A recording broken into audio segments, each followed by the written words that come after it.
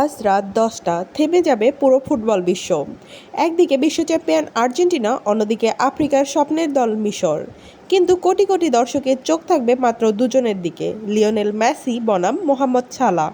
কে হাসবে শেষ হাসি? কে যাবে কোয়ার্টার ফাইনালে?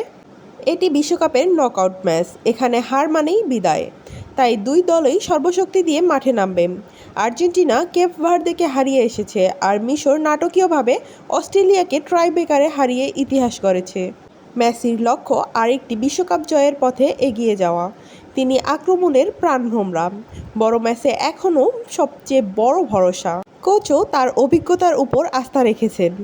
সালাহর স্বপ্ন, সালাহ শুধু গোল করতে নয়, পুরো মিশরকে ইতিহাস গড়তে নেতৃত্ব দিচ্ছেন। প্রথমবারের মতো নকআউটে উঠে মিশরের আত্মবিশ্বাস এখন তুঙ্গে। ট্যাকটিক্যাল ব্যাটল, আর্জেন্টিনা বলের দখল রেখে আক্রমণ করতে চাইবে, অন্যদিকে মিশর ডিফেন্স শক্ত রেখে দ্রুত কাউন্টার অ্যাটাকে সালাহকে ব্যবহার করতে পারে। সম্ভাব্য 4-2-3-1 ফরমেশনে মিশর মাঠে নামতে পারে। কে হতে পারে ম্যাচের নায়ক? মেসির জাদুকরি পাস বা ফ্রি কিক, সালাহর গতি এবং ফিনিশিং, মাঝমাঠের লড়াই, গোলকিপারের পারফরমেন্স, একটি মুহূর্তই বদলে দিতে পারে পুরো ম্যাচ। কাগজি কলমে আর্জেন্টিনা এগিয়ে থাকলেও নকআউট ফুটবলে কোনো দলকে হালকাভাবে নেওয়ার সুযোগ নেই। সালাহ একাই ম্যাচ ঘুরিয়ে দেওয়ার ক্ষমতা রাখেন, আর মেসি বড় ম্যাচের বিশেষজ্ঞ।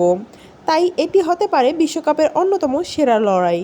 আপনার মতে আজ রাতের ম্যাচে কে জিতবে, মেসির আর্জেন্টিনা নাকি সালাহর মিশর? কমেন্টে আপনার স্কোর প্রেডিকশন লিখুন। ভিডিওটি ভালো লাগলে লাইক, শেয়ার এবং সাবস্ক্রাইব করুন। ধন্যবাদ।